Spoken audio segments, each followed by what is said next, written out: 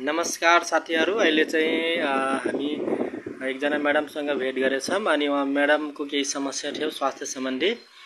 अनि चाहिँ उहाँले चाहिँ सप्लिमेन्ट खानुभयो हाम्रो हेल्दी लिभिङ नेपालको केही दिन अनि उहाँको एकदमै राम्रो रिजल्ट आछ। हामी म्याडमकै मुखबाट सुन्ने छौं। म्याडम, हजुरले आफ्नो बारेमा केही भन्नु पर्यो। नमस्कार, मेरो नाम गुलारे 14 नम्बर गाउँ।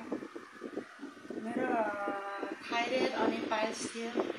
म यो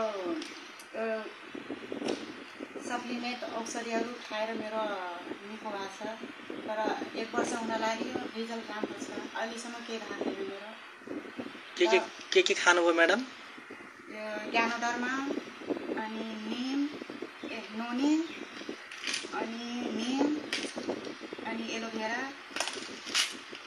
अनि सटाभरी म्याक्स अनि फ्ल्याक्स ओइल हैन। अनि म्याडम, तपाईको पाइल्स र थाइरोइड कति वर्षदेखि थियो?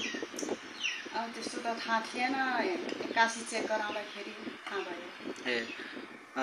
ल ठिक छ, म्याडमको एकदमै राम्रो रिजल्ट आछ हैन। 4 महिनामा उहाँको रिजल्ट आयो अरे हैन।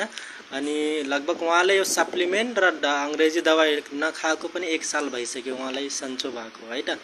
र म्याडम, अरु मान्छेलाई के भन्न चाहनुहुन्छ? यही सप्लिमेन्टको औषधि खानु होला, राम्रो छ। ओके।